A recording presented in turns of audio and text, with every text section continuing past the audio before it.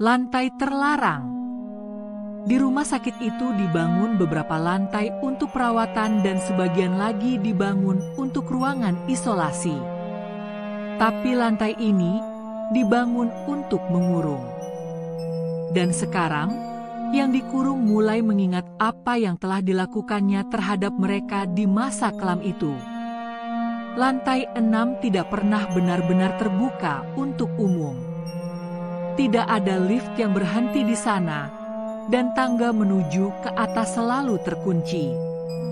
Tapi siapapun yang berhasil masuk tidak pernah benar-benar keluar. Lorongnya panjang, penuh debu dan kabut. Lampu-lampu kuning di langit-langit redup menyala tidak teratur. Setiap ruangan di sisi lorong memiliki nama pasien, bukan nomor. Nama-nama yang tak pernah tercatat di sistem manapun. Di sini, waktu tidak berjalan normal. Jam dinding terus berputar mundur. Dan setiap beberapa menit, suara kode intercom berbunyi. Isolasi dimulai. Jangan buka pintu. Isi lantai ini bukan hanya ruangan, tapi penghuni-penghuni lama yang tak pernah benar-benar meninggal. Tubuh mereka membusuk, tapi kesadarannya tetap utuh. Beberapa disuntik mati tapi menolak pergi. Ada yang dibakar, tapi tetap bisa berbicara lewat dinding. Salah satu ruang disebut Kamar Putih, tempat eksperimen terakhir dilakukan. Di sana, ada satu ranjang besi besar yang dikelilingi cermin. Jika kamu melihat ke cermin itu, kamu tak akan melihat dirimu, tapi versi dirimu yang pernah mati di tempat ini. Di ruang paling ujung, ada kantor kepala lantai. Meja kayu tua dan lemari besi berkarat. Di dalam lacinya, terdapat catatan medis rahasia. Percobaan pada pasien tanpa identitas. Suntikan penghenti kesadaran. Terapi kejutan yang menyebabkan koma panjang. Dan laporan penutupan lantai. Tertulis jelas. Lantai 6 ditutup karena seluruh pasien menolak mati. Kadang, jika kamu diam, kamu bisa dengar mereka memanggil dari balik dinding. Kita belum pulang. Dokter, mana janji penyembuhannya? Kenapa kita dibakar hidup-hidup?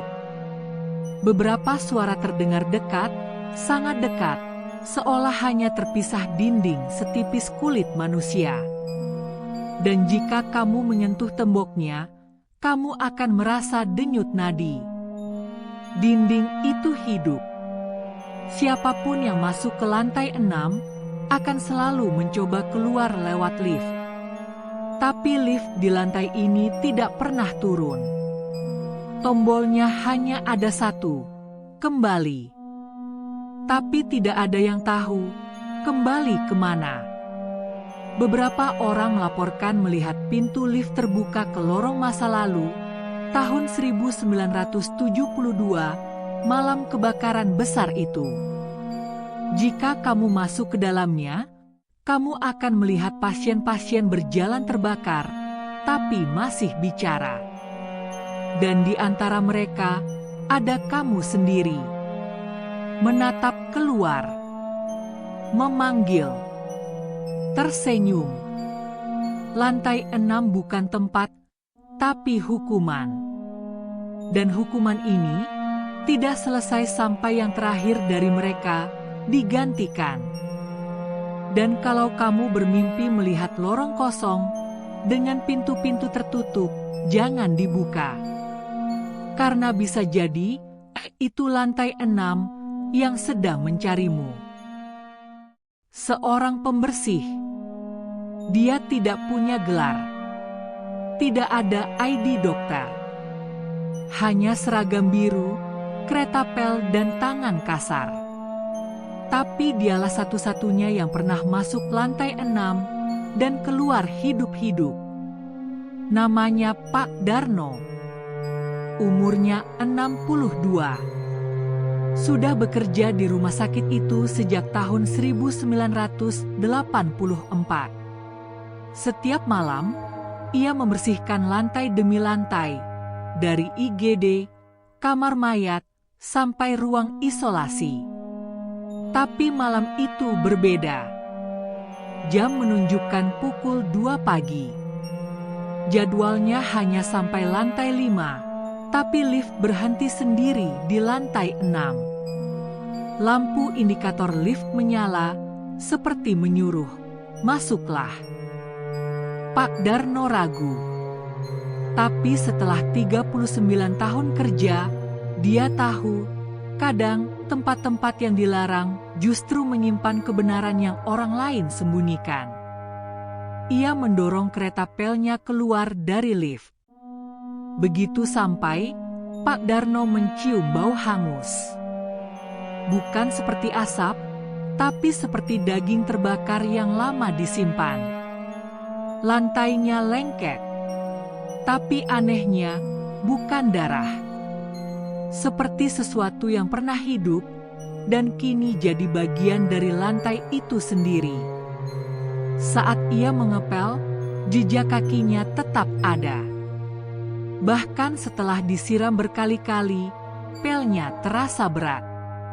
Seperti menyerap sesuatu yang ingin ikut pulang. Di dinding, ada goresan-goresan aneh. Bukan coretan tangan, tapi cakaran. Ribuan. Pak Darno mulai mendengar suara. Bukan teriakan, tapi bisikan lembut, seperti anak-anak yang lapar. "Kamu bersihkannya, Pak. Jangan dibuang kami. Kalau bersih, mereka akan lupa kami." Satu persatu, ruangan terbuka sendiri. Dalam tiap ruang, ada ranjang kosong, tapi bantalnya basah. Kadang masih hangat. Di ruangan paling ujung, Pak Darno melihat seragam kebersihannya sendiri tergantung, lengkap dengan papan nama. Darno, 1972. Masalahnya, Pak Darno baru mulai bekerja di tahun 1984. Pak Darno mulai sadar, lantai 6 bukan sekadar tempat. Ini adalah penjara bagi kenangan kotor rumah sakit itu. Eksperimen. Malpraktek. Pasien-pasien yang dibersihkan dari data. Mereka semua dibungkam. Dilupakan. Dan tugasnya malam itu bukan untuk bersih-bersih biasa. Ia dikirim untuk mencuci sejarah. Sebelum ia keluar, sesuatu menarik kereta pelnya ke dalam salah satu ruangan. Pak Darno berjuang melepaskannya, tapi suara mulai ramai. "Kalau kamu bersihkan kami, siapa yang akan ingat? Kamu juga bagian dari mereka. Kamu bantu kubur kami dulu, Pak, ingat." Wajah-wajah mulai muncul dari lantai, dari dinding, dari pelnya sendiri. Tepat saat semuanya hampir menelannya, ia melempar tongkat pelnya dan berteriak, "Kalian tak boleh dilupakan." Keesokan harinya, Pak Darno ditemukan duduk diam di lift lantai 1. Tidak luka, tidak bicara, tapi matanya menatap lurus tanpa berkedip. Ia hanya berbisik satu kalimat berulang-ulang. "Jangan bersihkan lantai 6. Jangan pernah bersihkan lantai 6. Rumah sakit itu masih berdiri. Dan setiap malam, ada yang mengepel lorong lantai 6. Tapi bukan manusia. Pelnya masih basah. Lantainya masih berdarah. Dan dosa-dosanya tetap tinggal.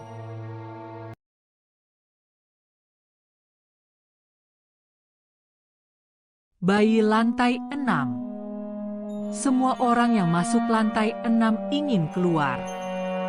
Tapi bagaimana jika kau lahir di dalamnya? Bagaimana rasanya membuka mata untuk pertama kali dan hanya melihat langit-langit yang terbakar? Tahun 1991, rumah sakit itu sempat mengalami pemadaman listrik selama 7 jam. Di tengah kekacauan, seorang ibu hamil dikabarkan menghilang dari ruang bersalin. Tak pernah ditemukan.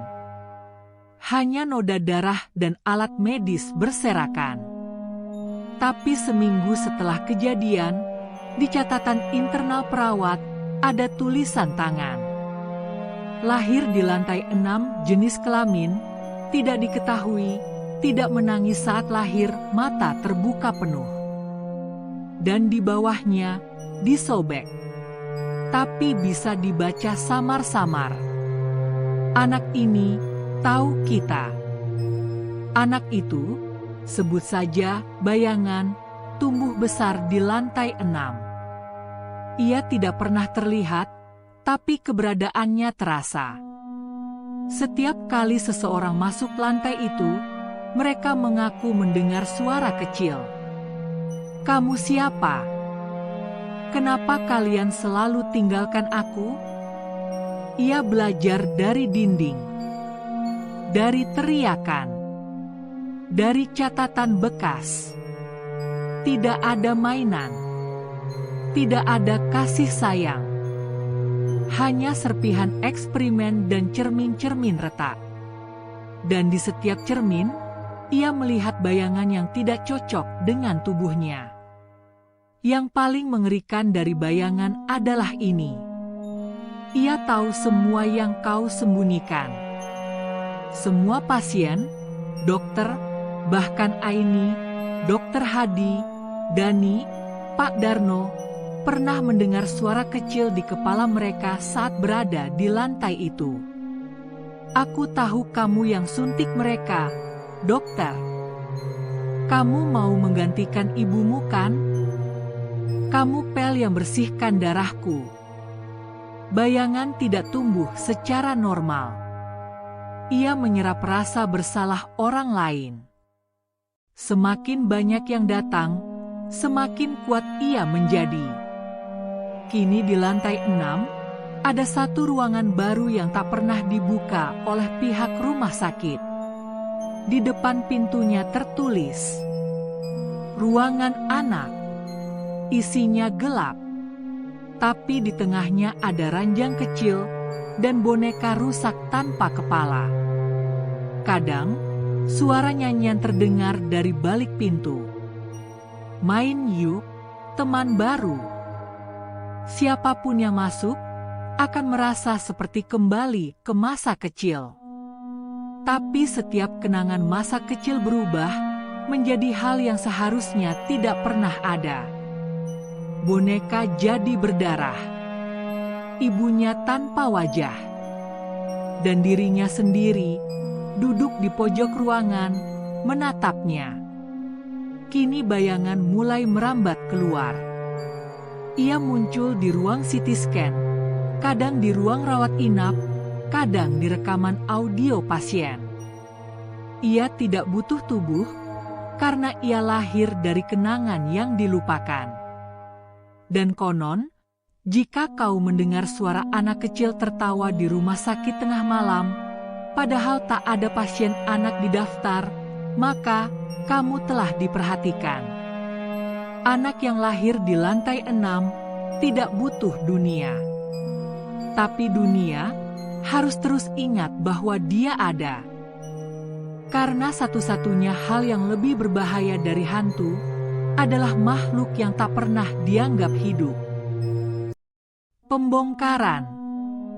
7 tahun setelah lantai 6 rumah sakit tua ditutup karena insiden kebakaran dan hilangnya seorang pengunjung bernama Dani, akhirnya bangunan itu akan dibongkar. Tim konstruksi dikirim untuk mensterilkan lokasi. Mereka hanya diberi satu instruksi, jangan sentuh kamar 302. 6 orang pekerja masuk, lengkap dengan helm, lampu, dan masker. Kondisi lantai 6 gelap, lembab, dinding penuh jamur. Salah satu dari mereka, Arif, mandor muda, mencatat daftar tim. 1, 2, 3, 6. Oke, lengkap. Tapi saat mereka berjalan di lorong, kamera memperlihatkan siluet seseorang di belakang barisan. Tak ada yang menoleh. Mereka membuka pintu kamar 302. Di dalam, kosong, bersih, terlalu bersih. Tidak ada alat medis. Hanya cermin besar di dinding. Gak ada apa-apa. Ruangan kosong. Lalu Arif memberikan instruksi.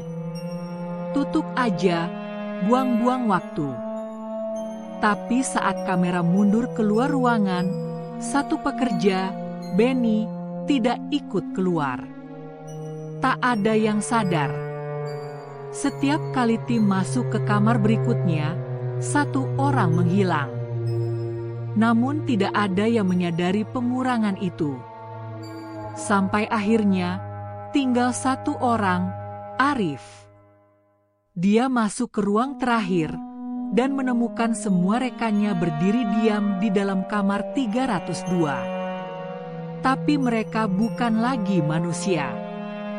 Mata hitam, mulut sobek, dan mereka tersenyum padanya. Beberapa hari kemudian, perusahaan pembongkaran mengajukan laporan. Kami hanya kirim 6 orang ke sana. Namun saat pihak pengawas membuka rekaman drone yang merekam proses dari atas, mereka melihat 7 orang masuk ke lantai 6. Dan yang paling belakang mengenakan pakaian agak berbeda. Dia dengan sengaja berhenti dan menatap langsung ke kamera seolah ingin memberitahu eksistensi mereka tidak bisa dihilangkan dengan cara apapun.